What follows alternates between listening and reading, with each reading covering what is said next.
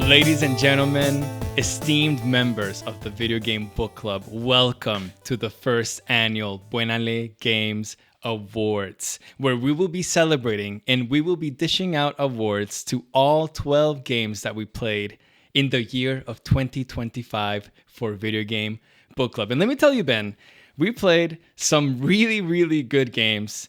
We played some okay games that you and I picked. We played some banger games that the community picked for us. We also played some games that I literally had never heard of before. And we played some games that I knew were going to wind up in Video Game Book Club one day. And I'm just so excited to celebrate them. And honestly, 2025 was a great year for video games. And it was an even better year for Video Game Book Club. Well said.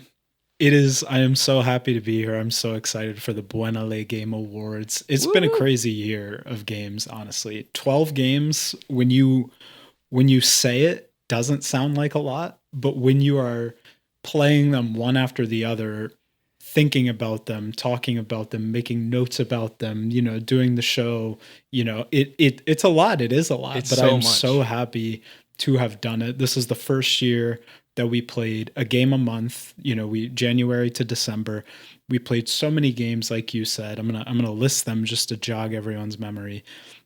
We started out with Disco Elysium, Arco, Avowed, Spiritfarer, Small Saga, Expedition 33, Hellblade, Rain World, Cassette Beasts, Lorelei and the Laser Eyes, Hades 2, and last but not least, Pipistrello and the Cursed Yo-Yo. Wow, what a mouthful. That was so many games. Like 12 doesn't sound like a lot, like you said. But when you think back into January 2025, like I was a different person, Ben. Video Game Book Club was a different thing. But Disco Elysium was there for us, which was good. It was. The community has grown so much in the past year as well, and it's been absolutely awesome. Like if you're new to the show and you want to get involved, join the Discord. The link is in the bio. We love chatting with everyone, playing the game of the month. We started out 2025 with a bang with Disco Elysium, and we are starting out 2026 with another bang in Lies of P. So join the Discord, join the conversation. It's going to be a great year for Video Game Book Club. You heard it here first. It's going to be a great year for Video Game Book Club. And honestly, we don't only talk about the Video Game Book Club games. Everyone talks about the games that they've been playing day in and day out. And we also have mini Video Game Book Club for those who, are in the know in the Video Game Book Club community. We also play short games in between the months, which is awesome as well. But Benny, let's get started with the first category that we have tonight for everyone. It is a banger, honestly. It's a strong category to start us off. It is the Best Gameplay Award. And my honorable mention for the Best Gameplay Award, maybe a little bit of recency bias, but it is for Pipistrello and the Cursed Yo-Yo. I just felt like Pipistrello and the Cursed Yo-Yo had some of the best movement sequences, some of the crispest mechanics, and also, it had really good bosses, really good secrets, really good puzzles, and just the minute-to-minute gameplay was so strong. Absolutely, 100%. I mean, it has to be at least a nomination. I think it was probably in the running for winner as well, but so crisp, so well executed.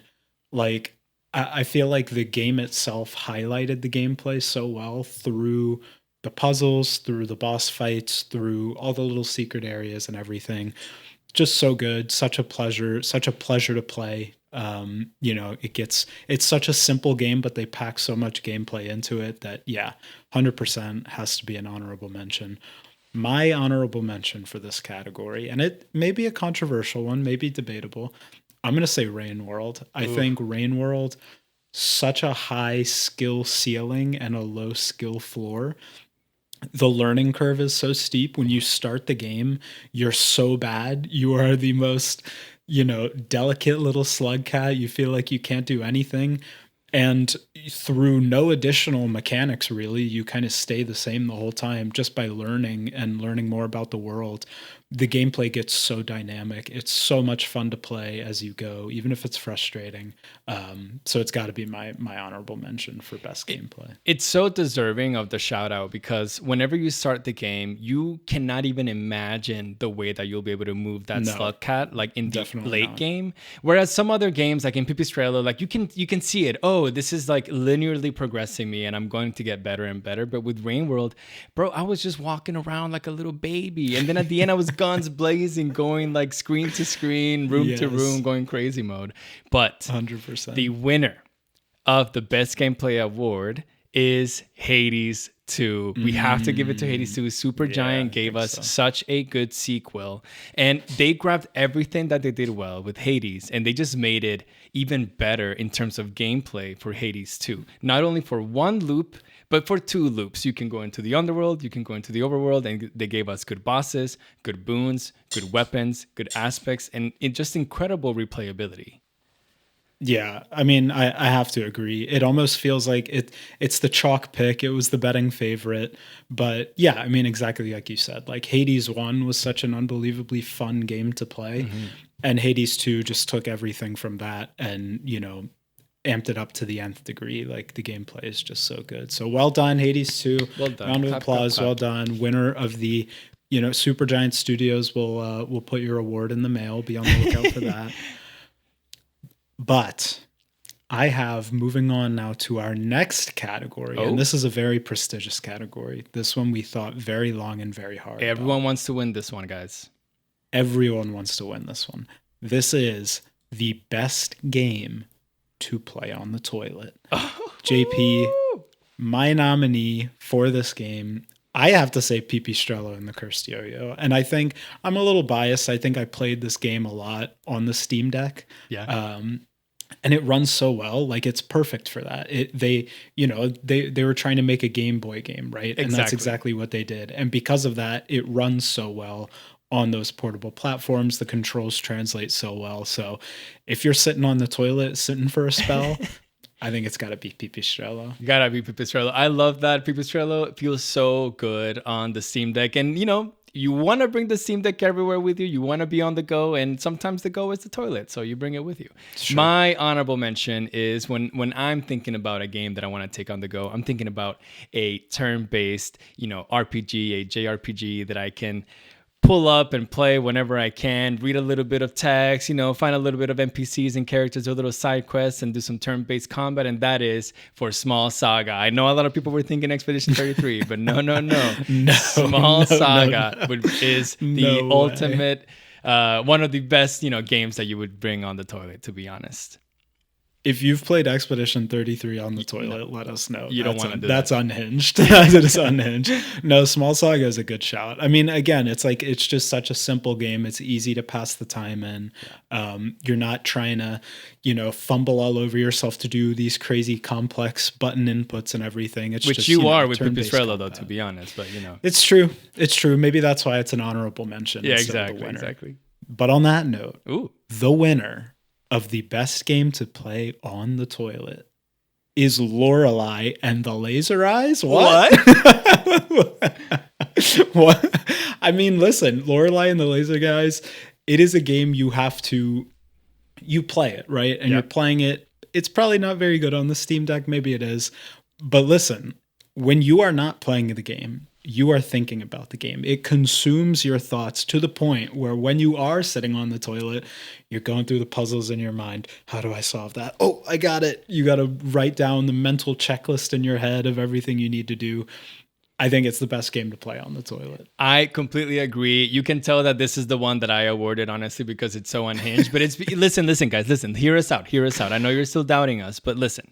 You play Lorelei and the Laser Eyes 50% of the time in front of your TV on the actual console that you're playing the game, but the other 50% of the time you're playing it outside of your console. You're thinking about every single puzzle. There's more than 100 puzzles to solve in this game, and you will not be able to solve them, within 5 minutes in front of your PlayStation or your PC. No. You're going to walk around, you're going to take a walk, you're going to take a shower, you're going to go to work, and one day, boom, a light bulb's going to hit, and you'll say, oh, that's how you solve that puzzle. I'm going to go back home super quick and solve that thing. So best game to play on the toilet / on the go. Lorelai and the Laser Eyes. I think it's deserved. I like it a lot. Yeah. But Ben, I'm bringing you the first community category, the first award that we gave the community to vote on. And I'm really excited about this one because our lovely community has picked some amazing games for us to play. And now they also get to reward those games and more games that they played together with us with these community votes. So the first category is the best friend character category. And let me just tell you the nominees first, so that everyone's aware.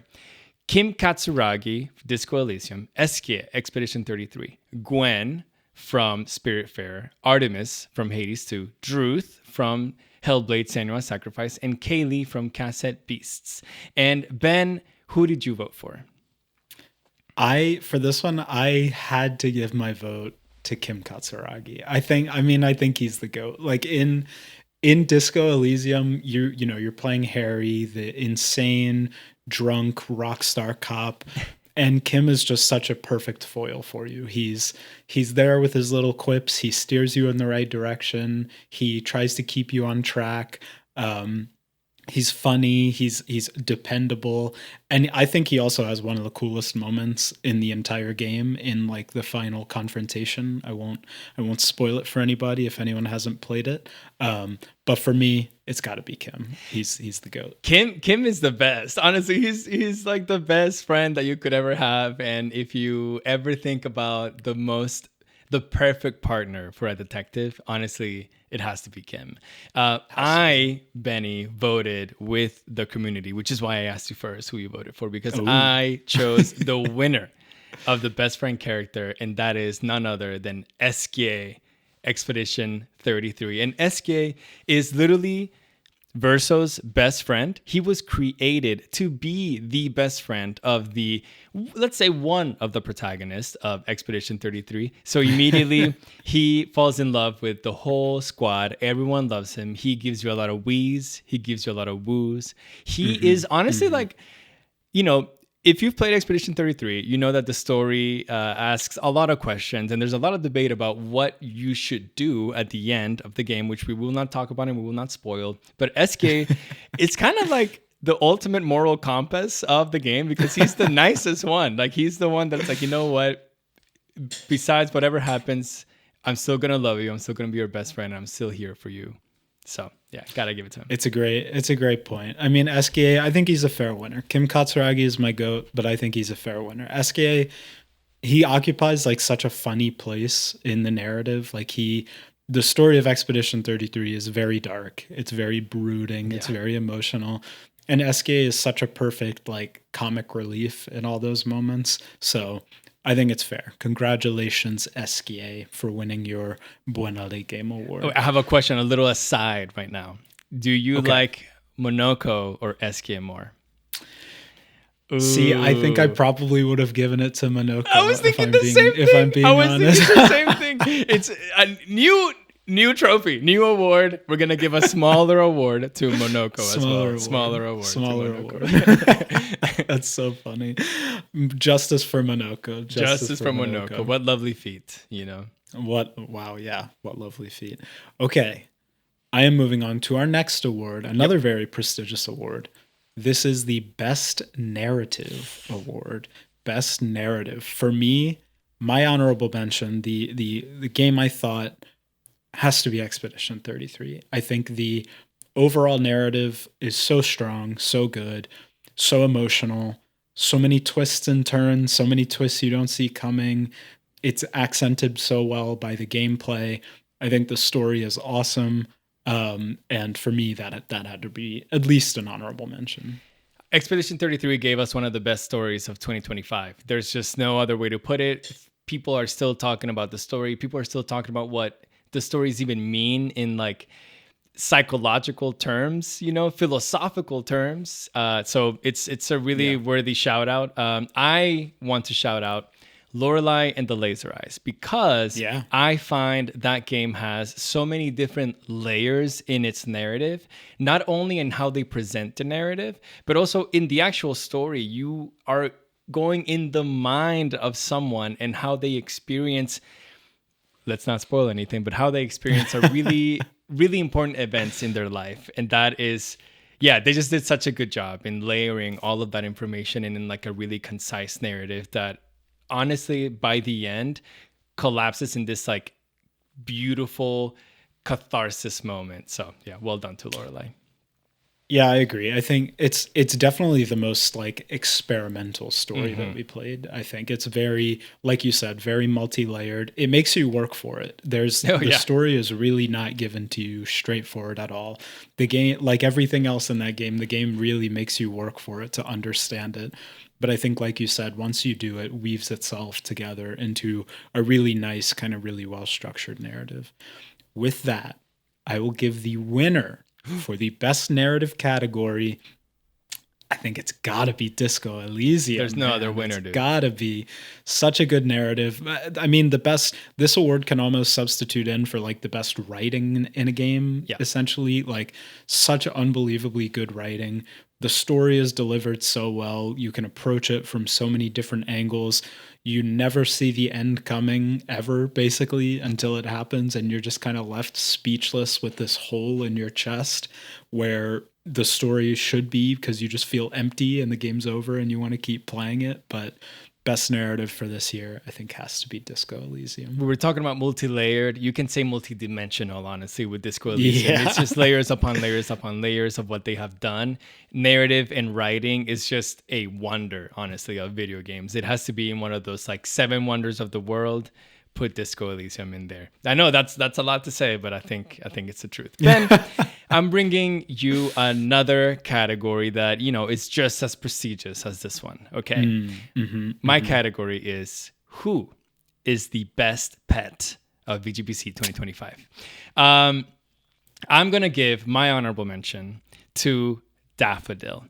Daffodil from Spiritfarer is, you know, I'm a cat dad, you're a cat dad.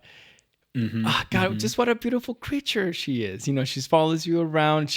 Honestly, she is so lovely that at the beginning, death itself gave Daffodil one little piece of magic so that she can also perform magic when, oh my God, the protagonist of Spiritfarer, I'm blanking on her name, is also performing her Stella. Thank you. Stella is thank doing God one of us remembered it. Thank goodness. Stella is doing her magic moves. But yeah, Daffodil, best pet. It's a great shout. I think Daffodil is so fun in the game. She's, you know, you're always stressed trying to do all your little tasks on the boat, and Daffodil's just hanging out. But I also think like they utilize it really well. You can play, you know, co-op basically using Daffodil as the other character. So love Daffodil as a pet in the game, and they also, you know, make use of the pet mechanic pretty well. My honorable mention for this category had to be the Yellow Overseer from Rain World. The Yellow Overseer, you know, like I said earlier, when you start Rain World, you don't know which way is up. You have no idea what's going on, what you're supposed to be doing, how you're supposed to be doing it, why you're supposed to be doing it. And the Yellow Overseer is just there the whole time to be like, hey, go that way. Hey, grab that, get that, go that way. And he never speaks. He just kind of points you around, tells you to do stuff. And man, I don't know if I would have been able to like beat that first area of the game or do anything without that input. He's a little bit annoying, right? Because sometimes you're like, please tell me where to go next. And he's like, nah, maybe later. But Ben, I'm here to expose you, sir. Because didn't you make Overseer so mad that he on purpose didn't want to help you anymore in the second area of the game, in the second part of the game? Come on, say it. Say that you did it. Caught. No, I 100% did. If you're a ball knower, if you listen to the Rain World episode, you know that I did in fact eat one of Moon's brain cells. I did not know it. I didn't know it at the time, but I did. Allegedly. And I did piss off the Overseer to the point where he abandoned me, and I felt very bad about it. If that makes you happy. Ben had a whole crash out on the Discord, honestly, when that happened. It was hilarious. But sorry to expose you.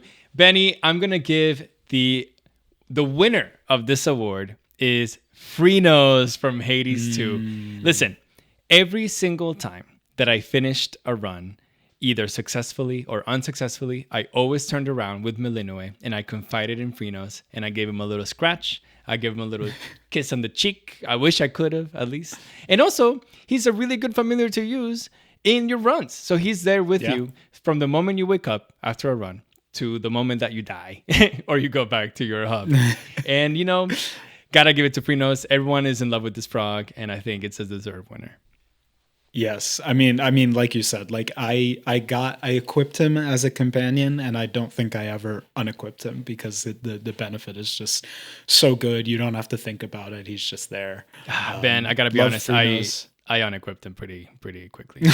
I just gave him this amazing, you know, speech, but yeah, I was using the squirrel and exposed the cat again, exposed back on you. Yeah, I know. We're doing exposés. This is an expose. Well. Freenos, best pet. I still like the choice. I think, you know, he's always there. You gotta, like you said, gotta pet the frog. Love it. Our next category, it's another community category. The community has voted on the most punchable antagonist. The nominees were Renoir from Expedition 33, Measurehead from Disco Elysium, Renzo from Lorelei and the Laser Eyes, Kronos from Hades 2, Madame Pipistrello from Pipistrello and the Cursed Yo-Yo, and Inquisitor Lodwin from Avowed. JP, what was your vote in this category? Listen, I kept going back and forth between two, so I'm sorry, but I'm going to mention two of them. One had to be Renzo from Lorelei and the Laser Eyes. I detested him. He was so annoying with everything that he said. I didn't want him to call me Mamacita anymore. You know, he didn't. He called you Signorina. But I was just like, stop it. You know, everything that you say doesn't make sense. And I wish I could punch you, but I can't see your face. So really, like, it's such a good point. You know, I can't give him that award because I can't see his face. I never wanted to punch him. I just wanted to shove him, maybe. I wanted to punch him so bad. What's the second one? I voted for the one that you can actually punch repeatedly over and over again, and that was Kronos. Kronos just has the most punchable face, man. And I just hated that between the first and second biome in the underworld, he was there to taunt you each time, especially when I wasn't really getting to him in the maybe like the first 10 runs or so. He was like, ha ha ha, you can't even get me. And I'm like, I want to punch you so bad. So I voted for Kronos. It's so true. And I feel like the voice acting for him is so good as well because his voice actor has such like disdain towards you when he's talking. It's so like dismissive and he doesn't even care about you, but it makes you so annoyed. It makes you want to beat him even harder, you know? So that's totally fair. Renzo is also totally fair. The most annoying character. I hated him. So annoying. You just want to punch him the entire time. My vote in this category and the winning vote, the one that the community selected, is Measurehead from Disco Elysium. I think, you know, obviously Measurehead has some, let's say, questionable beliefs that warrant him getting punched in the face. But I think one of the most memorable moments from Disco Elysium is standing up on the top of the wall, facing off with Measurehead, hoping you roll the dice right and you hit the skill check and hitting him with an absolute roundhouse kick to the face. It is the most memorable moment for me. And yeah, I think it warrants him winning most punchable antagonist. I was so mad that you landed that kick into Measurehead because for those who don't know, Benny played the intellectual Harry, you know, I'm the best detective, and I played the dumb strength forward only Harry. You know, I just intimidated everyone. I was just trying to do strength checks everywhere. I had no intelligence whatsoever, and whenever I got the kick and I landed it, I was like, hell yeah, Ben is definitely not gonna be able to do this.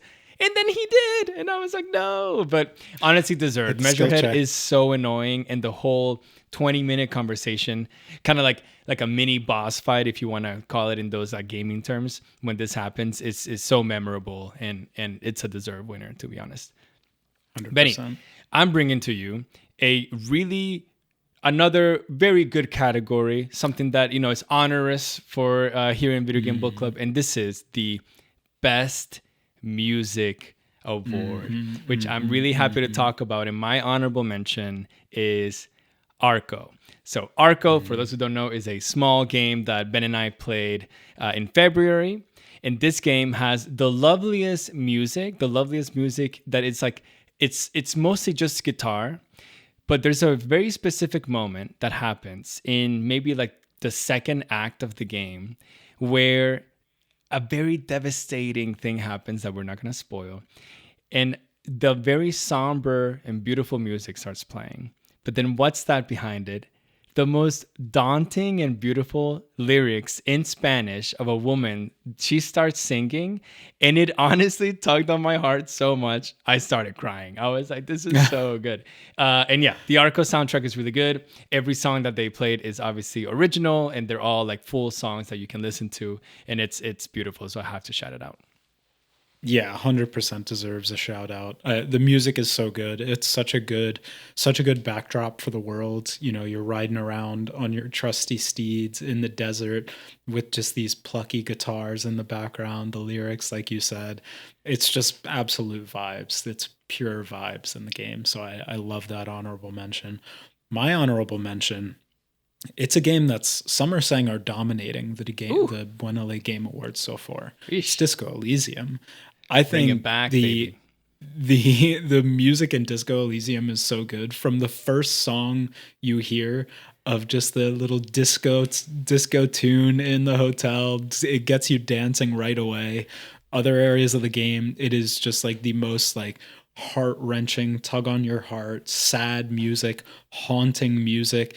It's so like otherworldly, the music in this game, and it provides such a good backdrop for the game. So my honorable mention, got to give a shout out to Disco Elysium. You have to. Honestly, like the music is so good, but like the things that you do on top of the music are even like just so funny. You know, like I remember listening to that song in the cafe over and over again. And I was like, oh my God, I'm vibing so much. But then I run away from Guard, I think it's his name or something. He's the hotel owner, and then I flip him off as I fall away or jump away, and then I stumble on the wheelchair lady, and then I make a fool of myself. But that song is still playing over it. It's so funny. It's like comedic timing, but also it's really good music. So deserved shout out.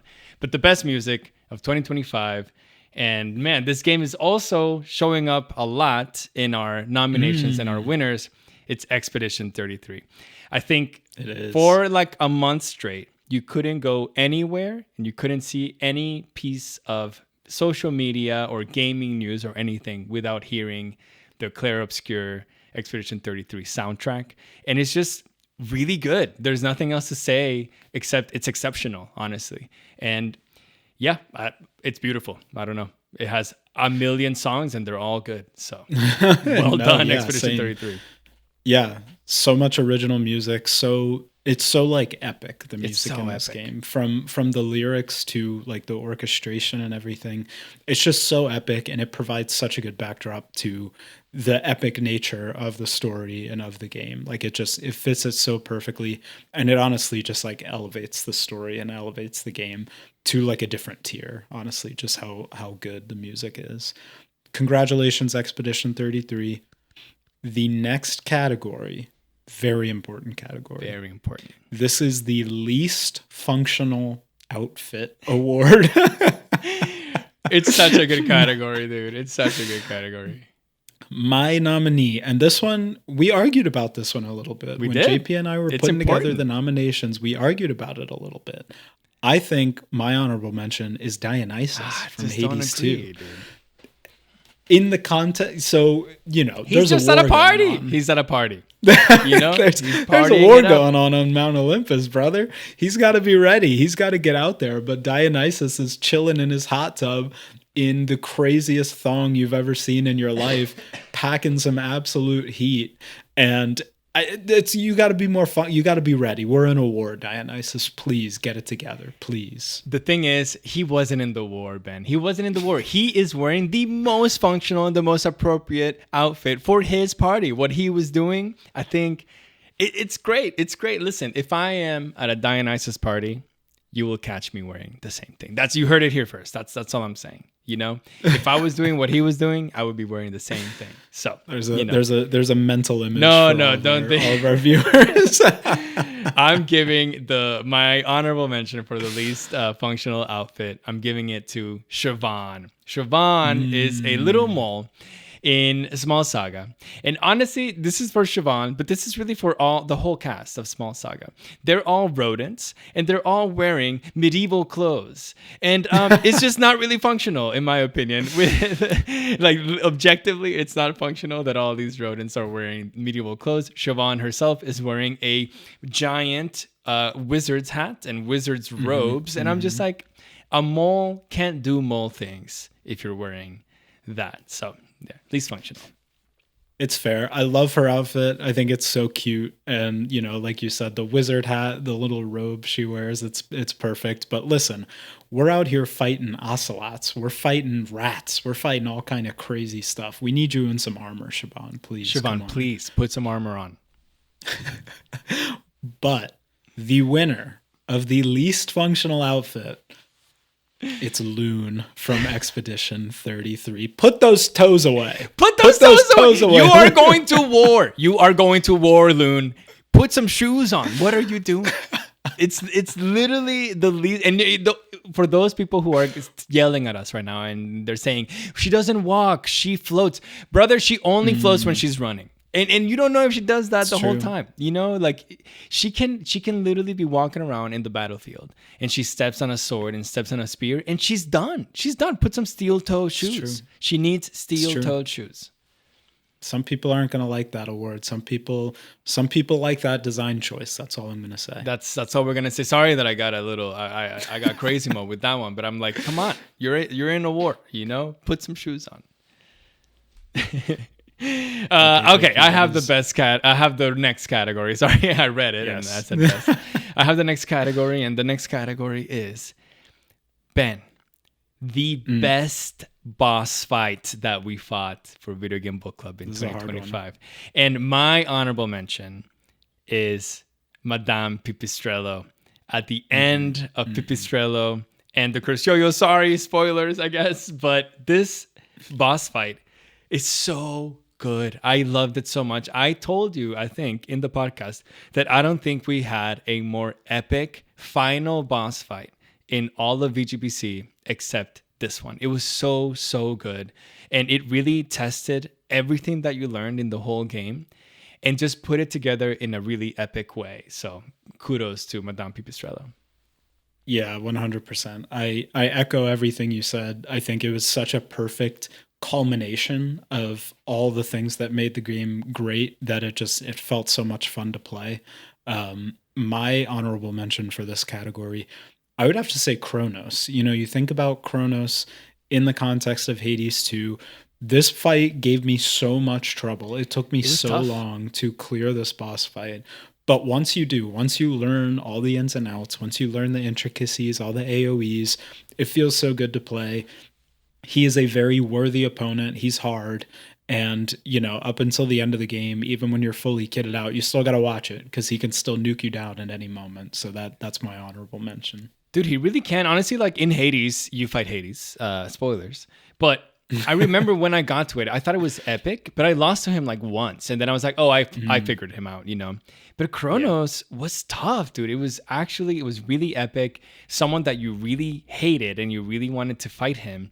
And it was worse whenever he was taunting you and making fun of you because you didn't. And it was just, it just makes it really, really good. But the winner of the best boss fight goes to Duelist Expedition 33. And Ben, that boss fight is peak Expedition 33 when 100%. You're still going through the story.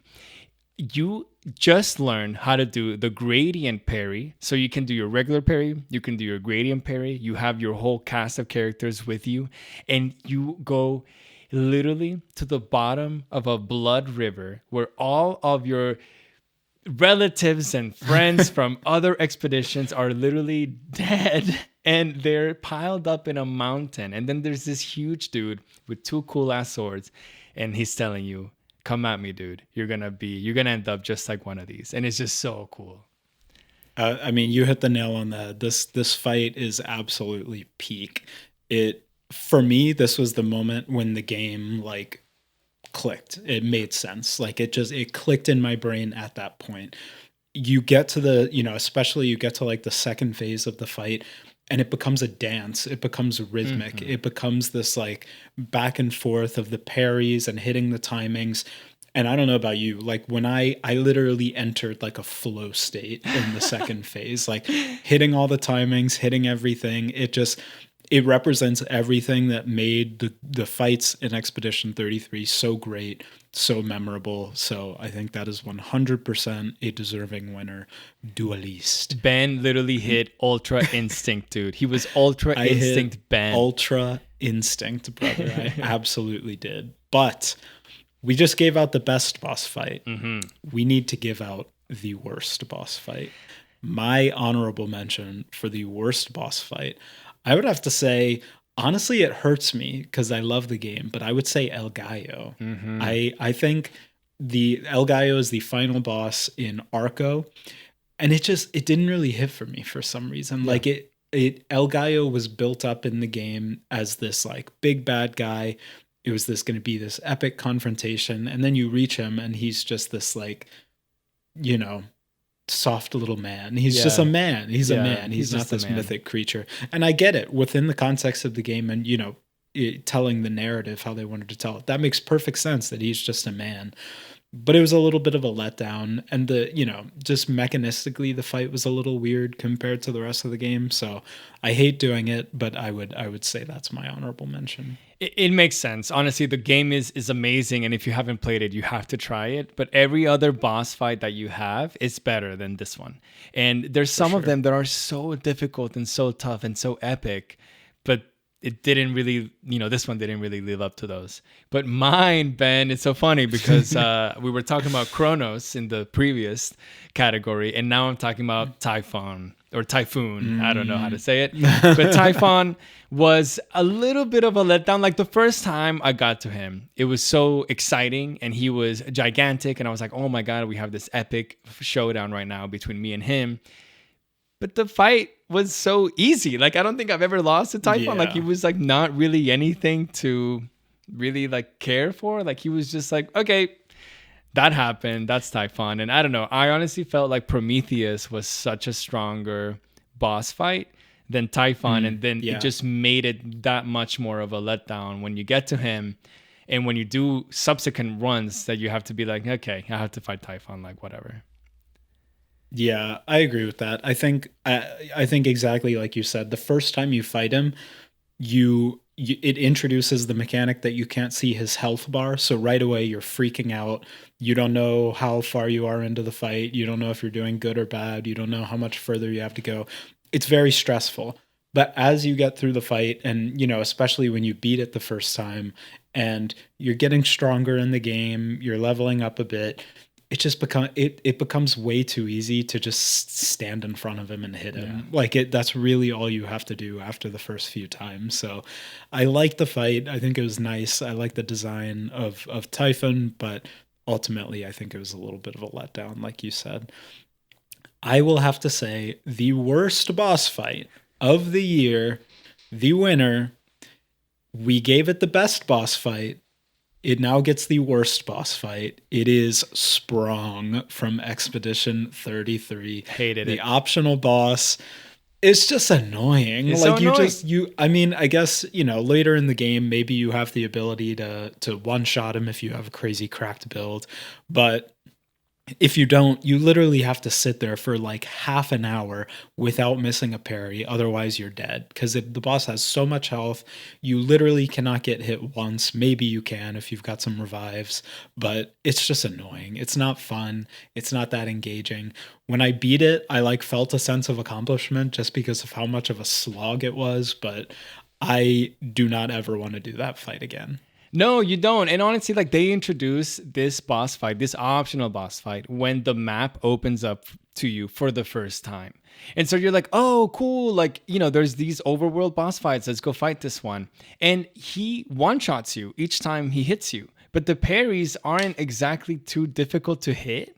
So you think, okay, maybe they just want this fight to be like a one shot, one kill, but you just have to be perfect parry the whole time. But then you realize, oh, I've been playing this fight for 45 minutes and I've only done 10% of damage.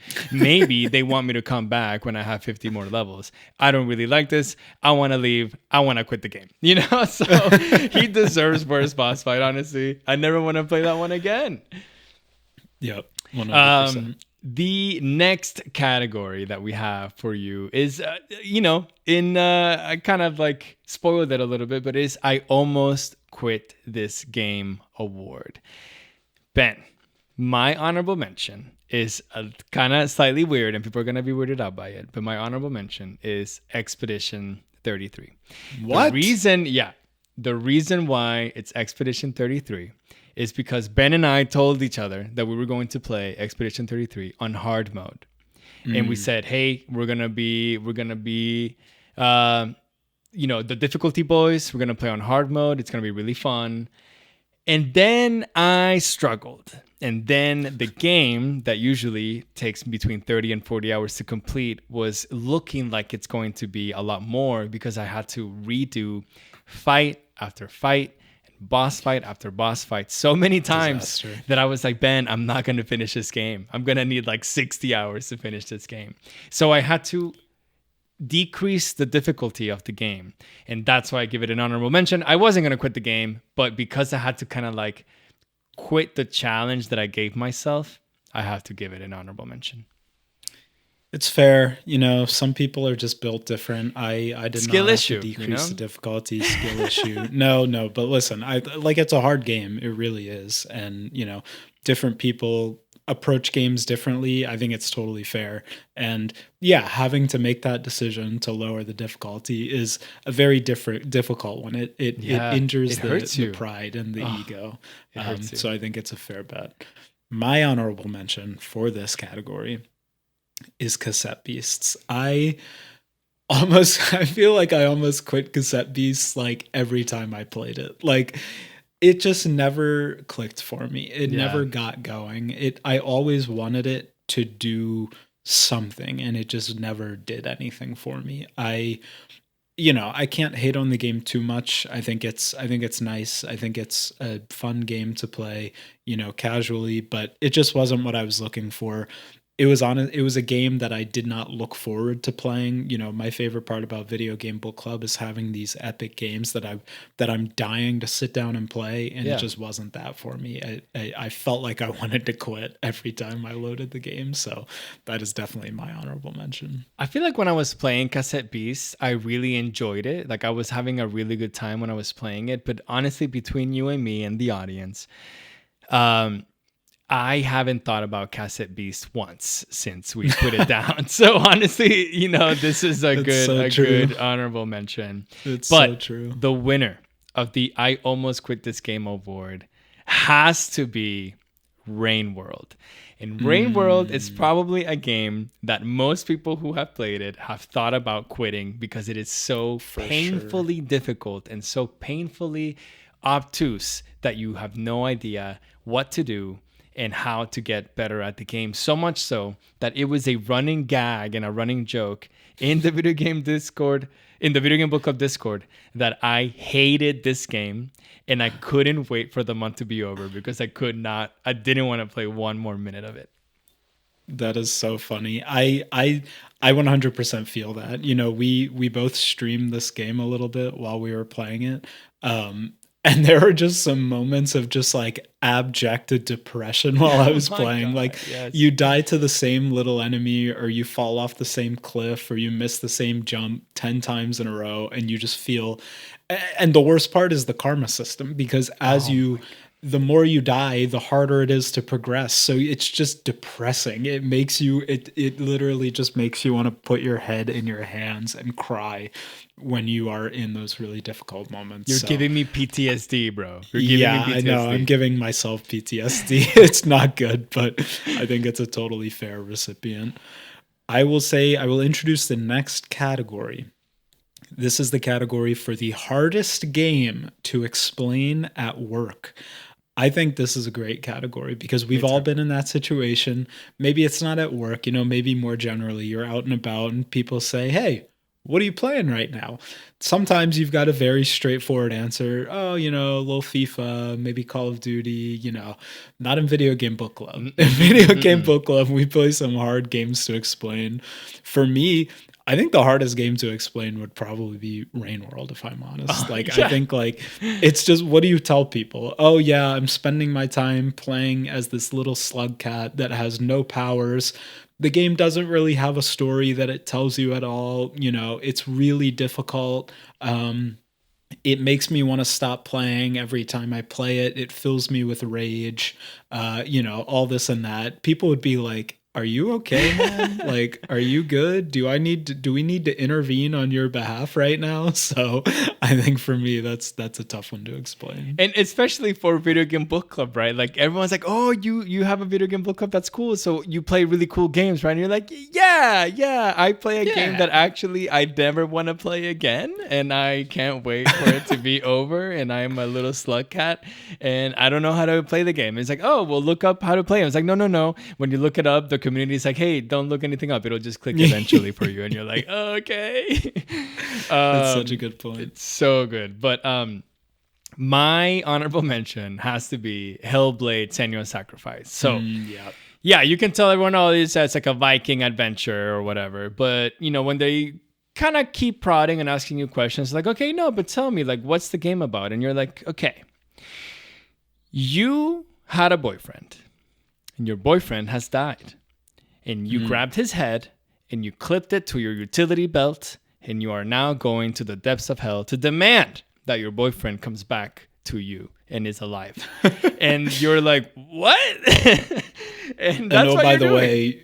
by the way, you're crazy and you're hearing disembodied voices and all kinds of things are appearing in your head all the time. All the Yeah. time. And you don't know what's real and what's not real. And you kind of are having like a mental breakdown when you play the game. And someone at work or our friend is going to be like, are you okay?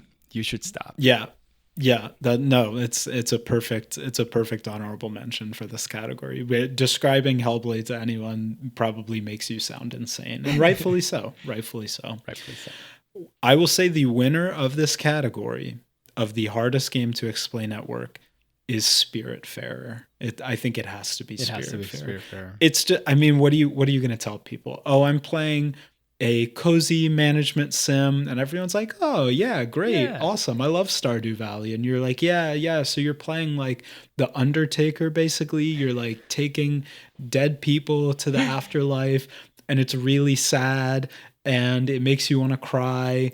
And it's really, but also at the same time, it's really frustrating because all the resources you have to manage and the characters that you're supposed to feel bad for are really annoying and They're make so really annoying. annoying requests of you. People are like, "Okay, buddy, sure, whatever floats your boat." Yeah, it's not just that too. It's like you're dead. Like I'm dead, and I'm actually taking all of my friends and relatives and the acquaintances that I loved so much to their demise. Well, not their demise, but you're taking them to the greater beyond, and it's just Yeah. really difficult to explain that game. To be honest, everyone's like, "Okay, why are you playing that?" Great category. Honestly, we're coming up with some really good ones. But the next one, Benny, the most likely game that you will recommend award. And my honorable mention for this category is Avowed. Listen, I am an avowed truther.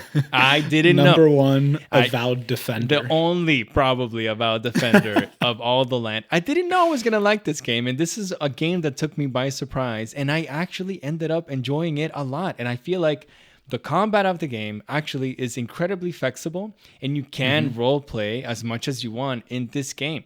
And a lot of people just want that. They think of their Skyrims, they think of their outer worlds, not outer wilds. They think of all these games where they can create an avatar and then they can just kind of do whatever they want and in this fantasy setting. And that's what they get with this one. And yeah, it's really good. So I would recommend it for like a non-gamer and a gamer, to be honest. I think it's a good pick. Avowed for me is a game that's kind of like I haven't thought about a lot since finishing it, but I think it works well in this category. Like you said, like people, you think about when Skyrim came out, right? And the people who don't play games at all and aren't engaged with gaming at all were all talking about Skyrim. Everyone was playing Skyrim. But, this is kind of a similar thing. It's like, it's an RPG, like you said, it's pretty approachable. I would say the lore of the Pillars of Eternity universe might be a little bit of a hurdle for some people to get over. There's a lot of lore that you have to understand, but I think it goes about it. I played it. We both played it as people who don't know the PoE lore, and I think it works pretty well. And like you said, the RPG elements are all fun. It's a fun game to play. The combat's really good. So yeah, I'd have a fine time recommending Avowed to somebody. My recommendation for this category was Lorelei and the Laser Eyes. I think it is, it's obviously a little bit more obtuse. You got to work for it a little bit, like we talked about.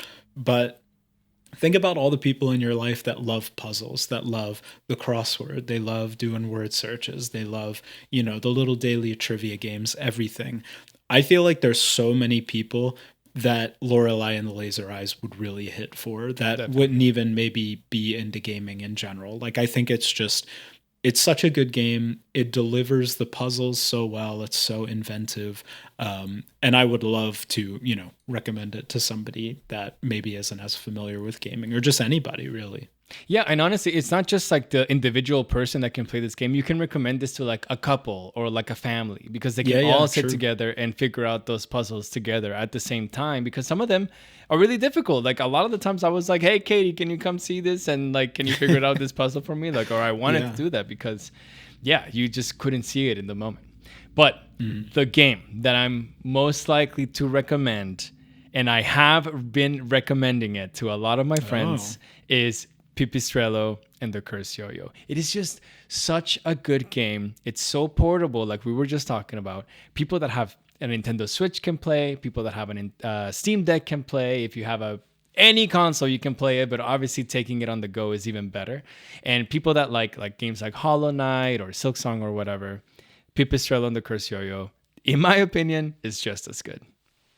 Yeah, 100%. I mean, I think you think about all the people from like our generation, or, plus or minus a few years and everything.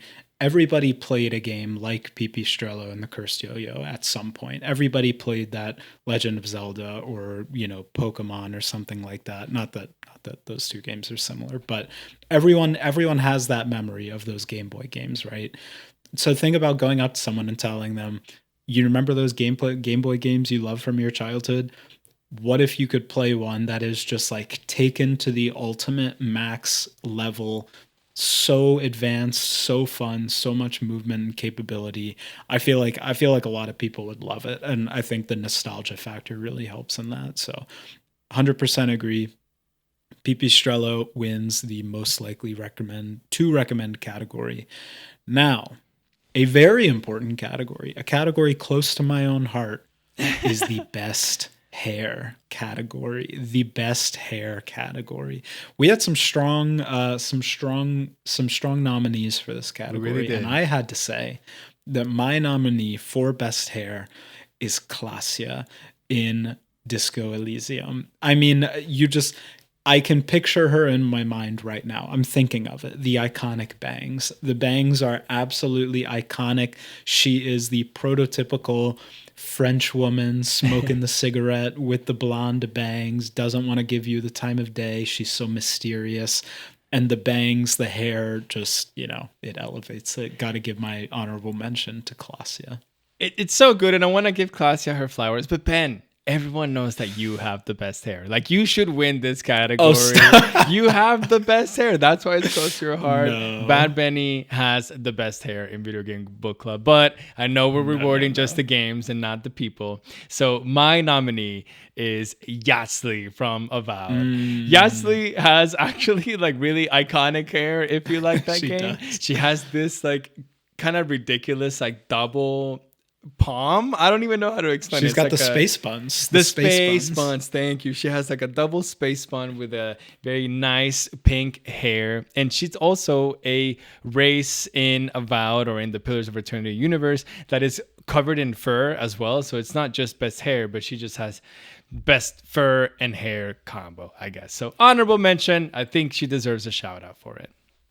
Yeah, I agree. And don't ask me what that race of people in the PoE universe is, because I do not remember. We forgot. And when this comes out, I'm sure Joe will remind us. But I agree. Yahtzee, iconic. Love the space buns. However, the winner, I think it's got to be the winner. I think a lot of people will agree. The winner of best hair. It's our boy Gustav. It's got to be Gustav in Expedition 33. Robert Pattinson, look-alike clone, Gustav. So iconic. He is just the prototype. If I could have anyone's hair, I think I would have Gustav's hair. It's so iconic. Of course. Of course you would have his hair. It's so good. And Gustav is just the best boy. He's the best boy in the whole land. And we love him a lot. And that's all we're going to say. He's covered in blood. He's covered in mud. He's covered in all kinds of, guts and everything. But the hair's still looking good. Still looking good. Is it me? Am I going next? It's you. Okay, my next bad. Category. Listen, my man, my bad. Okay. The next category is the biggest learning curve. Biggest learning curve. I feel like everyone's already yelling who's going to win this game. But hey, we got to go through our honorable mentions. And my honorable mention is Disco Elysium. Ben, I don't know if you know this, but I actually attempted to play Disco Elysium by myself 3 years ago. And it went poorly, and I only got through like a few hours of the game because I didn't really know how to play it. Like I didn't really know what I was supposed to do. I didn't really mesh with the mechanics of the game immediately. And I just felt that the game has a kind of like a hard entry floor. But once you're there, you can kind of hang out in the elevator and in the floors as much as possible. But it's kind of hard to get there, to be honest. I agree. There were that first few hours of gameplay for me, like hours 1 through like 4 maybe, were rough. Like I was just wandering around. I didn't really know what I was supposed to be doing. Like there weren't a ton of leads in the story to follow up on at that point, and I felt lost. Like I was just wandering around with no idea what to do. I was just going in circles, basically trying to like retread my own steps and see if I missed anything. So I agree that first few hours of Disco Elysium is rough, but the reward for sticking around is a great one. Huge. Similar to my honorable mention, which is Expedition 33. I think such a high learning curve. It is a very difficult game. Like we said, sometimes so difficult that you have to decrease the difficulty. Okay. But it is. I mean, people aren't used to this type of game where it's so parry focused. And it's a different type of gameplay, right? You have to like get in the rhythm of it. And that doesn't come naturally to everybody. No. So it's a very steep learning curve. But again, like we said in the duelist fight, once you get the learning curve, once you're there, once you're at the top of the curve, it's peak and it feels so good. It's peak. The thing with Expedition 33 is that your characters are stagnant. They're not moving. And whenever you play games that need, that have parry-based combat, you are moving towards or away from what is actually going to be hitting you. So you can kind of gauge that your momentum and their momentum and kind of combine the two. But when you're not moving, it's just tough. So definitely a good shout out. But the biggest learning curve, I think without question, is Rain World. Rain World, it is one of the most difficult games to get into, but it is one of the most rewarding gaming experiences once you figure out how the game works. And sometimes you don't know how you figure out that the game is working until 10 hours in, and one day you go through a room without taking any damage. You threw 3 spears and they hit their targets, and you're like, did I just do that? Did I get from point A to point B on the first try for the first time? And something unlocks in your brain, and then you just know how to play. It's bizarre. It's the most wonderful gaming experience that I had in 2025, to be honest. I totally agree. I think it just works so well in that way. It works the like natural progression of starting from the beginning, being so helpless, and then by the end you're just this like Rambo slug cat basically that's just running around the environment slinging spears all over the place. It's the best learning curve because it feels good, but it also is the biggest learning curve because it's supposed to be. That's what the game is trying to do. It's trying to put you in that position where you are that powerless, and I think it works so well, from that perspective. So Rain World, deserving winner, another category for Rain World. The next category, this is a big one. This is an interesting one. This is the non-VGBC Game Award from 2025. So this is an individual award. This is JP and I's both, individual award. For me, this was kind of a difficult one because I really didn't play much. I didn't have time to play a lot of like big games outside of the ones we played. The only one I think I really did would be Blueprints. I don't know what it was, but when Blueprints came out, everyone was playing it in the VGBC Discord. People were talking about it back and forth, sending the big spoiler blocks so to not spoil other people. And I was like, I got to try this game. Like, I had some time. I was like, I got to try it. It sucked me in, dude. Like, I could not put it down. And I'm really not even big on like roguelikes and deck builders and stuff like that. But the puzzling aspects of it, the replayability just totally sucked me in. And for me, it was the best non-VGBC game that I played in 2025. With an asterisk, because I think if I played more and finished more Silksong, it would have been that. But I just didn't have, I haven't had the time yet. I've played maybe a third of the game, which is not enough to qualify for the category. So I'm giving it to Blueprints. Okay, well, I didn't know that we had to finish the game for it to win. Oh, yeah, I mean, you don't. Okay, you all don't. right, yeah, just for you. My winner for non-VGBC Game Award is Death Howl, and I played a bunch of games, a bunch of non-VGBC games, and I didn't know who to give it to, but Death Howl has absolutely captured me. I am in love with this game. I love this game so much. It is a Souls-like deck building game, and you are traveling around this kind of beautiful somber land, and you're fighting these crazy creatures and animals in a grid style combat with grid style movement like in Fire Emblem, but your actions are all cards that you play, and you have kind of mana that you use to play these cards, and it's just a beautiful game. It's beautifully crafted. The story is actually like grabs you, and it's really sad. It's like honestly mostly really, really, really sad, but the gameplay is so good and so rewarding. So gotta give it to Death Howl. I love that. I've been seeing you guys talk about it a lot, and maybe I'll give it a try one of these days, but maybe not. I don't know. I just don't have the time. I want to. Yeah, no, me too. Like I want to play Blueprints, and I just don't have the time. Like we really have to be precise on what games we pick to play that are non-VGBC because we just play so many. True. But the next category that we have is a community. We're getting to the end here. We're getting to the end. We're getting to the big awards. These are the big awards, folks. We really are. We're getting to the end, and the next category, I just want to shout out the community because every single game that was nominated in this category got voted for, which didn't happen in any other category, I think. So this is really cool that we all kind of were like, yeah, all of these games are good. But this is the White Donkey Award, and that means the game that you had the least expectations for that far succeeded your expectations. And, most of the nominees are indie games, and those games are Arco, Spiritfarer, Small Saga, Rain World, Pipistrello, Lorelei, and Cassette Beasts. And I voted for Rain World because I actually didn't really have any expectations for Rain World. I just didn't really know what it was about. I thought it was just your run-of-the-mill Metroidvania, and I was like, yeah, it'll be fine. Like, it'll be fun, I guess. And then I started it, and I was like, I hate this game. And then I finished the game, and I was like, wow, this is one of the best video games that I've ever played in my life. So, that 180 for me is exactly what White Donkey means. First of all, don't call it a Metroidvania because as we've learned, people get very mad in the comment section when you do that. They will. So don't call it a Metroidvania.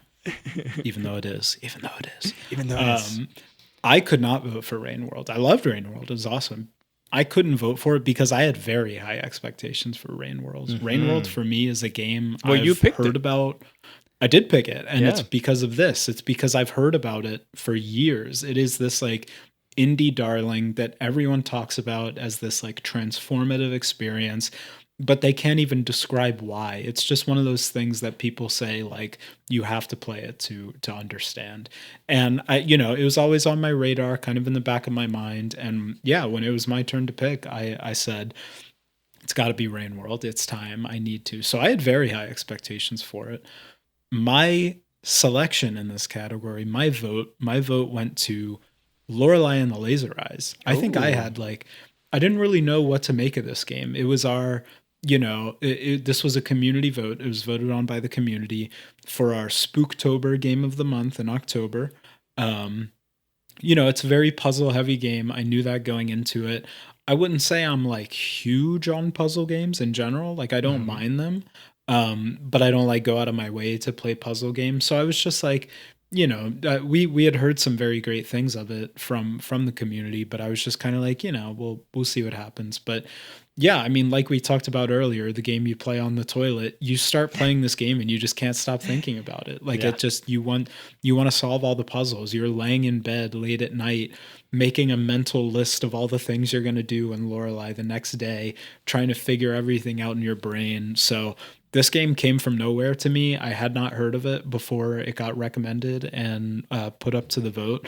And yeah, it blew away my expectations basically. So yeah, that had to be my vote. But what did you think about Lorelai and the Laser Yeah, Eyes? yeah. I know. No, Ben. What I was gonna say was, if our biggest fan, Inferno Disco, is recommending this game to everyone that is alive in the planet Yeah, Earth, I knew that this it's game was going to true. be a banger, And I It's don't want true. Joe to come at me and be upset. The two biggest fans of of Yeah, Video good Game Book save. Club. Good save, good save. I honestly thought that you were going to vote for the winner of the White Donkey category, and the winner is Pipistrello and the Cursioyo, because I know Mm, that you didn't really have any expectations for Pipistrello and the Cursioyo, and that was my pick that I had, the last pick of the year, and that's a game that I had heard was amazing, and I just couldn't wait to play it. And I'm so glad that it won because I'm so happy that it exceeded everyone's expectations, because it is kind of like a weird pick to cap off the year after 11 really good video game book club games. I pick something like out of left field, and I'm just so happy that the community agreed with me and was like, yeah, this was a good game. no, I think it's totally valid. And I would say the only reason I didn't vote for it is because just through the month of December, I didn't have the time to like lock in and play a ton of the game. Like I think if I would have like put 10 more hours into the game and just like really got encapsulated by it, I might have been my vote. But just because of the way things worked out, I just didn't have that time to play it. So it didn't have like a gigantic impact on me. But what I did play, I did love. But yeah, so that's the reason why I didn't personally vote for it. Makes sense, Benny.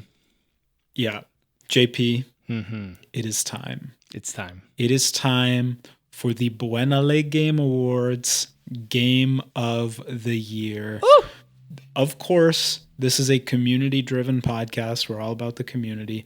So this had to be a community vote to pick the game of the year. I will say that I think I did vote for the winner. So I will restrain giving my selection. Did you vote for the winner? I voted for the winner as well, and it was Okay. an overwhelming vote for the winner by the community Okay. as well. And the Okay. Why winner don't you, is yeah, tell us. Expedition 33. Clear Obscure Yeah. Expedition 33. I botched it. I didn't say the full name. I'm really sorry. But Clear That's Obscure okay. Expedition 33 is the Video Game Book Club Game of the Year for 2025. And Benjamin, it's deserved. It's deserved. It's such an incredible game. It's a game that everyone's going to be talking about, not just in the community, but in the greater gaming world for a long, long time. And this Yeah. franchise and Sandfall Interactive is going to become something gigantic. They will. And they have the pedigree with this game now. And I think they're just going to keep pulling out bangers. So well deserved. We're gonna send them a trophy in the mail. I'm sure Yes. that the actual Video Game Awards, or whatever it's called, I don't know what the real awards is called, they are going to throw that trophy away, and they're gonna love Throw it the away. Buenale Games Awards trophy. So congratulations to Sanfall Interactive. Clair Obscur, it was honestly just such a breath of fresh air. Like, it came out and you started playing it, and immediately it's just so different than anything I've played in recent memory. Like, it's just such a good combination of gameplay, music, visuals, story, everything. Like, it's a new IP. It's a totally new and bizarre universe that is so weird that it just immediately draws you in. You can't help but look away, basically. So it's just such a breath of fresh air in the gaming community at large this year. So I think 100% it deserves the Game of the Year award. Sandfall Interactive, be on the lookout for the trophy. Be on the lookout for the trophy. That is every single category that we have for the Buenale Games Awards. So I just want to say these 12 games were incredible. The games that Ben and I picked, the games that the community recommended every single month has been such a joy. But wait, Ben and I, we will be giving, after the break, our ranking. We will rank from top to bottom our picks of 12th best all the way to the best video game of the year for Video Game Book Club when we come back right after this.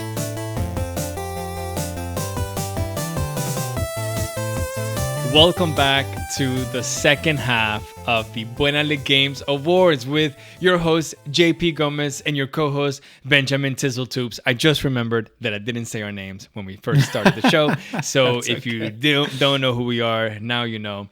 Ben, before we get started on our ranking for the Video Game Book Club games of 2025, you know, in the community knows that I played 7 short stories. That is our mini Video Game Book Club games in 2025.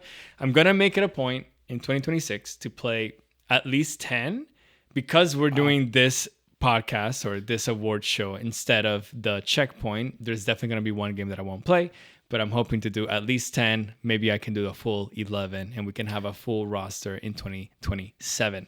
But let me give you from 7th best to best my 7 short stories. I guess I should say which ones first, like which ones we played first. And they were in order: Crypt Custodian, A Short Hike, Before Your Eyes, Fly Night, Mouthwashing, The Dark Queen of Morthalm, and Despelote. In my ranking, in 7th place, I'm going to put The Dark Queen of Morthalm. Dark Queen of Morthalm, it just happened. Like, it was a really good experience, but dude, it was 30 minutes to 45 minutes. Yeah. You know, it's a really cool, like, small gaming experience that you can, like, just, hang out in like an hour and do it. But that's all it was. Kudos to the guy who made it. I think he's going to have a good career, but, you know, 7th best.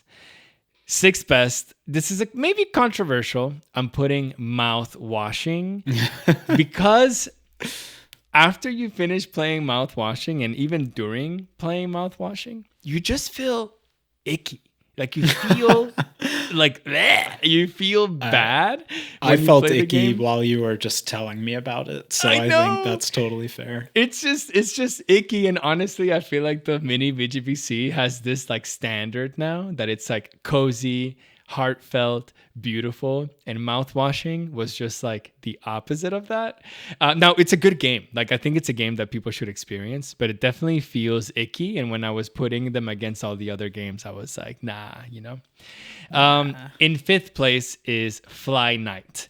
Fly Night is a really good Souls-like game. But the thing is, it kind of feels like a demo, and it kind of is a demo. And for that reason alone, I just can't put it above games that are actually finished products. Even when you execute the game, the file executable, I think it's called like Fly Night Prelude or Prelude, I guess. So it's like, okay, you know, this is just kind of like a beta like game or test that someone created, which is incredible. Don't get me wrong, it's really good. But I'm almost looking forward to the full release of Flight Night and not just this demo. Sure. In fourth place, I have Despelote. Despelote was an incredible game that I played. And I think at this point, I'm going to just like 10 out of 10s, honestly. And Despelote was a really good experience personally. I loved playing this game with Spanish voice acting, feeling like whenever I was playing Julian's character, his parents were like my parents when I was younger, and they were like talking to me in the same way that they were talking to him. And like personally and in my heart, that just mattered a lot. So this game has a really, really strong place in my heart, but it is fourth place. In third place, I have A Short Hike. And A Short Hike was the first actual mini VGBC game that I like coined mini VGBC. And honestly, I genuinely believe that that's why it has a really strong place in the ranking, just because it has that nostalgia factor. It's like the first game that I played that I said this is for mini VGBC, but it's really good. I mean, it's a really cute story. There's a lot of secrets to uncover whenever you're like going around this island and going to the top of the island so that you can call your mom, and being able to call your mom at the end of this kind of like adventure that you have is actually like super beautiful and a little bit of a tearjerker. So, thank you, A Short Hike. The second place is Before Your Eyes. Before Your Eyes, I was, really struggling with putting this one first place or second place, because it is an incredible game. It's an incredible journey. And if you haven't played it and you've never heard of it, it would probably be one of the most beautiful and terrifying and difficult 2 hours of gameplay that you would have. I feel like you're about to cry just talking about it. Yeah, it's just one of those, like, it's such a beautiful, it just gives you such a beautiful human moment, and nothing will ever top it. Nothing will ever top it, honestly. Even except for the place. number one game. Which I don't, now I'm like, did I mess up my ranking? But no, I think Before Your Eyes is second place because I really genuinely loved this game. Crypt Custodian is my number one mini VGBC game of the year. It was the longest one. It was 10 hours. So maybe it's, on the cusp of what a mini VGBC game should be. But it's just an incredible, like, Metroidvania game. Kind of honestly not unlike Pipistrello and the Cursed Yo-Yo. And I just really, really enjoyed it. And whenever I started playing the game, I was completely hooked. The art style is very unique. And it kind of really resonated with me. And the combat's really fun and crisp. And there's puzzles everywhere and characters to meet. And it's just a really cool and funky story as well. So Crypt Custodian is my winner. And that is it. That's my ranking.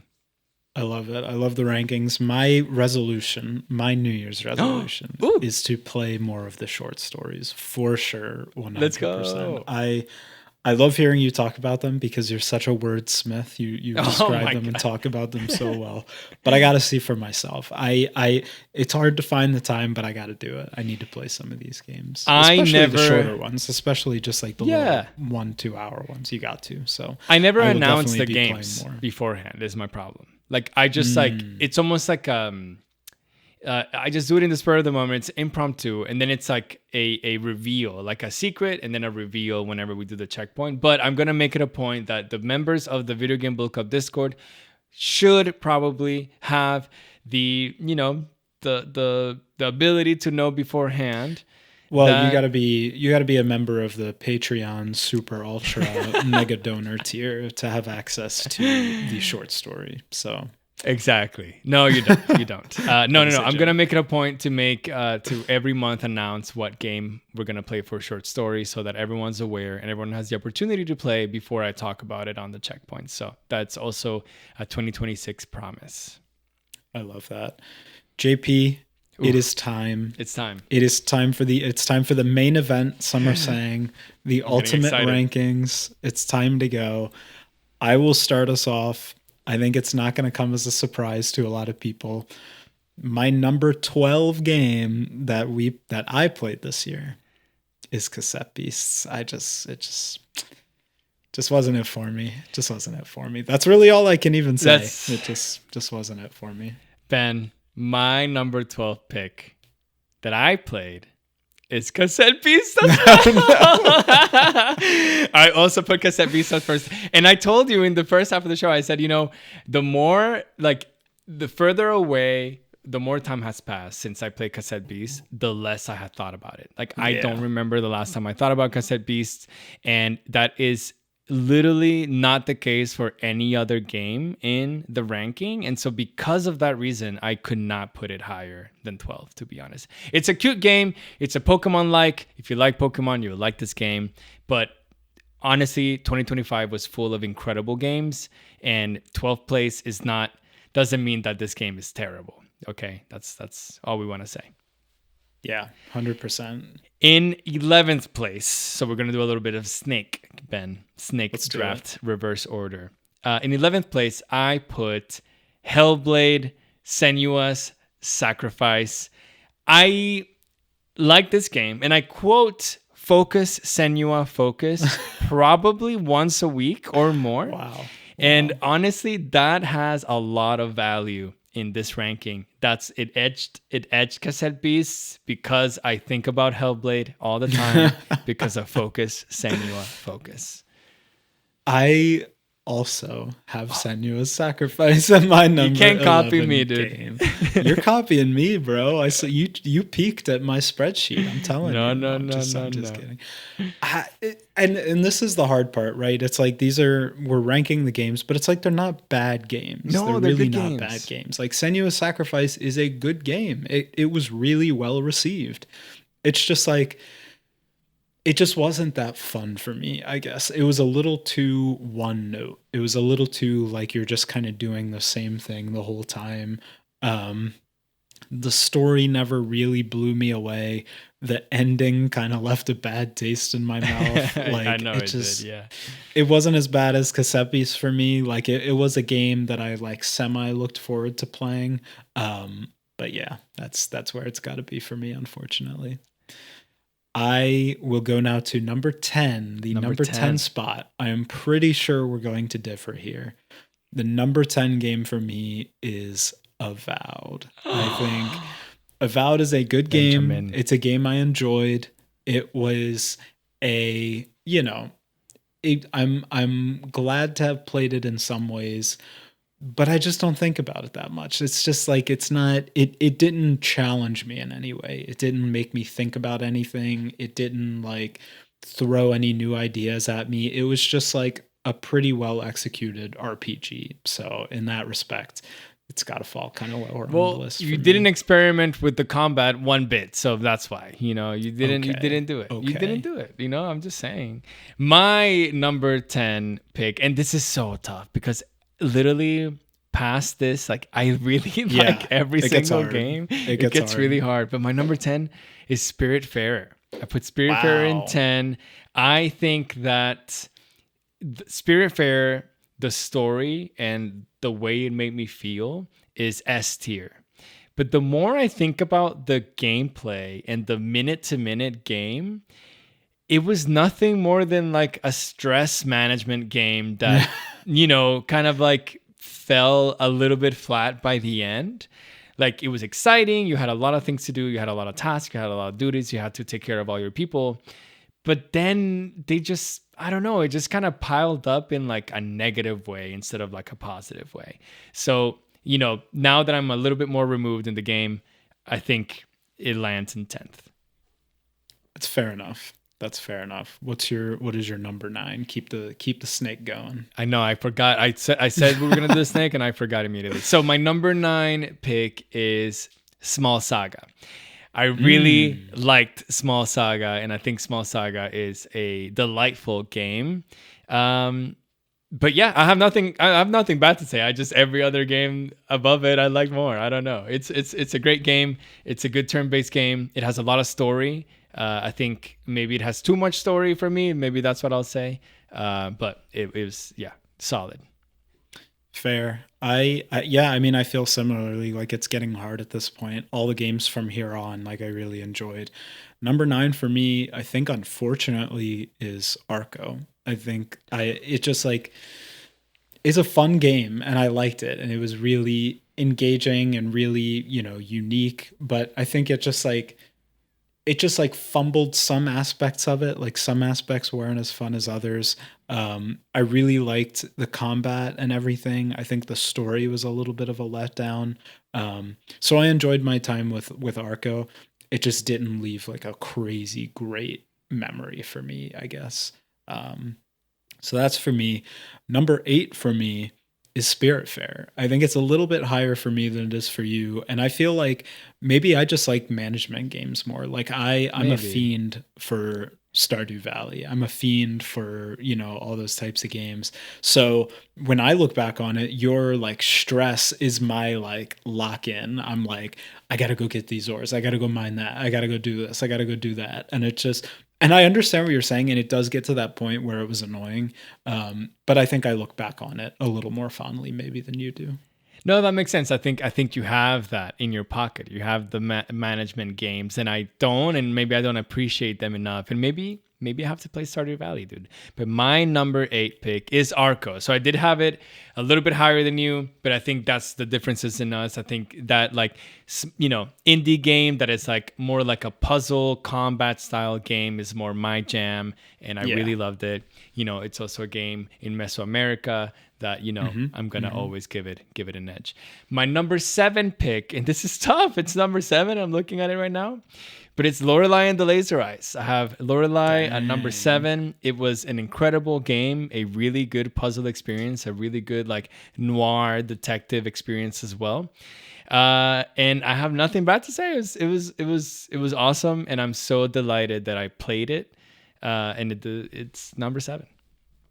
I love that. My number 7 game is Small Saga. I think Small Saga for me is a game I enjoyed. I think it was like kind of it just wasn't the most engaging for me combat wise. Like I Mhm. think I'm just not a super big like pure turn-based combat person. Like obviously you can have games like Expedition 33 where it slaps. But that like kind of pure old school turn-based combat doesn't really do it for me. But all the other aspects of the game I think were great. Like the story was really good. The art style, the music and the writing and everything I think was all super good. So I can't hate on it too much. My number 6 position, you're not gonna like this. It's Pipistrello and the Cursed No, Yo-Yo. no, I really don't like again, that. again, and it's the same reason I already said. It's a great game, and this is my subjective ranking. So it's a great game. I understand that, but subjectively, I wasn't able to spend enough time with it to like really have that like epic experience with it. So it pained me to do, but it's at my number 6 spot. No, it's difficult. At this point, every game is so good that it's just, we're really going for like the semantics, the really details, and why we're ranking one above the other. My number 6 is Avowed.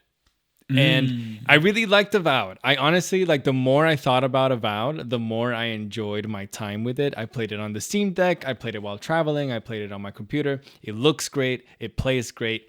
The combat's really fun. It's super versatile. You can do a lot of different things with it. And it's just goofy. Like, I think it just became goofy enough that it just kept getting better and better and better. Like it doesn't take itself seriously. Like from the beginning, it's like, yeah, you're the chosen one, woohoo! But it's like they're kind of making fun of the fact that you're the chosen one, and that kind Yeah. of layer on top of it, I enjoyed. And at number 5, I do have Pipistrello and the Curse Yo-Yo. It got to my top 5. I needed to put it in my top 5. It's my indie darling of 2025, and I just love it so much. My number 5, and it honestly surprised me that it was this low on my list, but it was, and it's Hades 2. I think I love Hades 2, put lots of time into it, enjoyed every second of the game. But when I like compare it to the games above it in the list, it just like it wasn't as new of an experience for me. It was more Hades 1, better Hades 1, which I've already experienced. So it's like I love the game, loved my time with it, loved playing it, but it didn't have that like wow factor for me, I guess. I understand. My number 4 My number 4 is Disco Elysium. I really like Disco Elysium. Did you skip Disco. one? I thought we were What? on number 5. I said number 5. Oh, did you? Oh, was I supposed to go number 4 then? It's okay. Wait, what? The snake is not working The anymore. snake has guys. fallen apart. The snake is falling apart. I think I was did, supposed to say number 4. Yeah. Well, then say your number 4. Okay, well, you already, yeah, okay. My number 4 is Lorelei and the Laser Eyes. I think Wow, high, yeah. it was, pretty high. It's like, it was a very, it was a really unique experience for me. It was like the first time a puzzle game has really done that for me. It's like really challenging. It makes you think really hard. You're always thinking about it, like we've said. So yeah, well, like when I think back on how impactful the games I played on me were this past year, Lorelei's pretty high up there. Yeah, that's really good. My number 3, we're not doing the snake anymore, Ben. Well, you said number 4, so yeah, Disco Elysium. And, Disco Elysium. And my number 3 is Hades 2.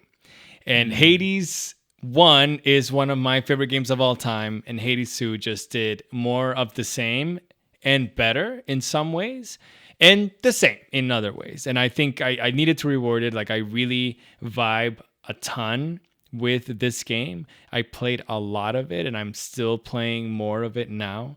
And I feel like just having that video game book club game that I haven't put down yet is deserving of being in my top 3, in my podium. Okay. I don't hate that pick. I don't hate it. This is hard. Like the remaining games for me are so hard. I think for me, for number 3, it's probably Rain World. And I think I love Rain World. So it's like really hard. Like it's one of my favorite games I've ever played.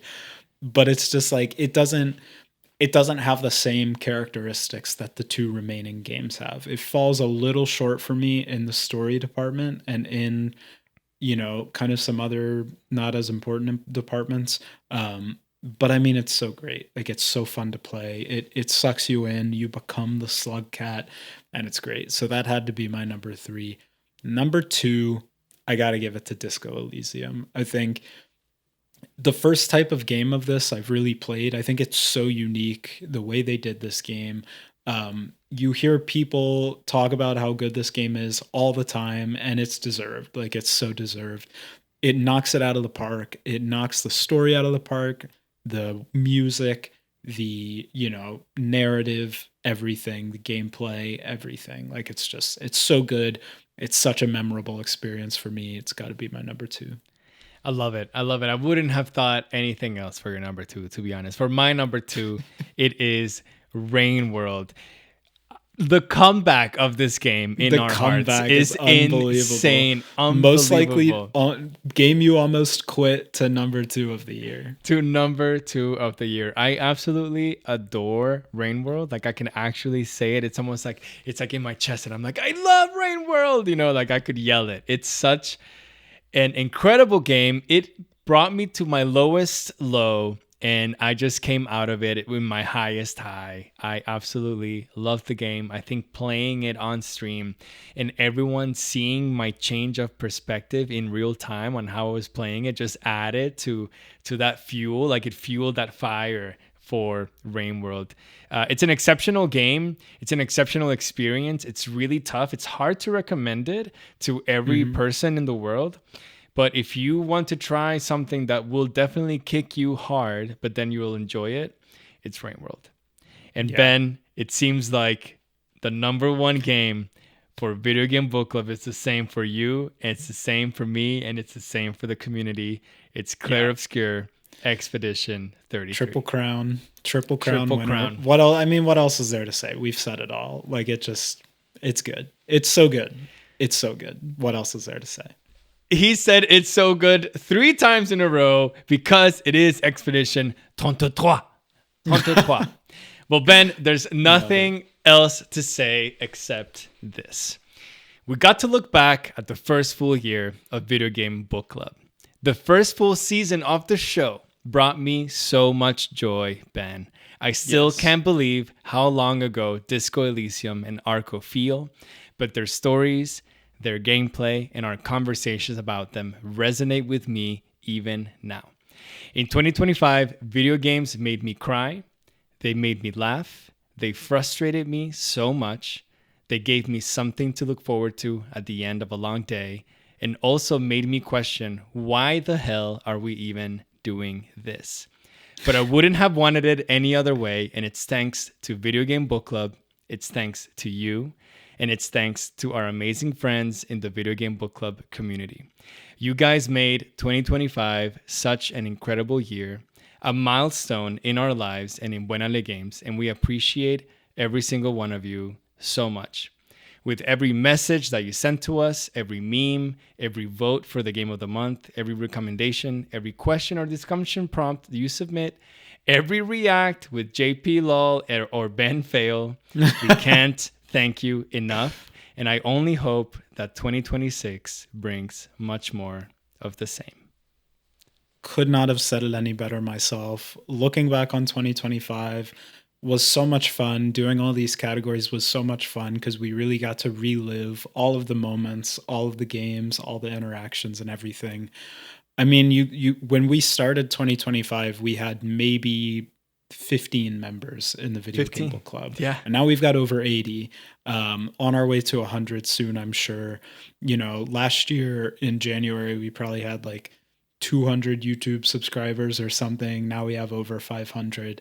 These numbers are tiny, right? They Yeah. feel so tiny, but to us, they're huge. To us, they're huge, and they mean everything. All the interaction we get, every view, every comment, every like, every subscription, as lame as that all sounds to say, it means the world to us because this is something that JP and I love, and it's something that, like JP said, we look forward to. So happy to have, gotten through this year, played all these incredible games. 2026 is going to be the year of Video Game Book Club. I am declaring it this second. I am declaring it. We are starting out with such a bang in Lies of P. I am so excited to come back in a couple weeks and talk about it. I got a lot of game left to go. I don't know if you do.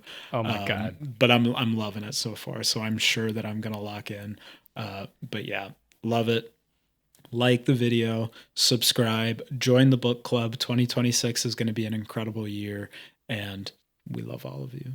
We love all of you so much. Thank you so much for being with us every 2 weeks and every single month to play the game of the month for Video Game Book Club alongside us. We really couldn't do it without you. We love playing games. We love talking about it. And we love that you guys are our friends. Like, you literally, I have dozens and dozens of messages from you every single day in the Discord. And it's just great to wake up and to see all of our beautiful conversations about the games that we play and the things that we like to do. So thank you so much for being a part of this.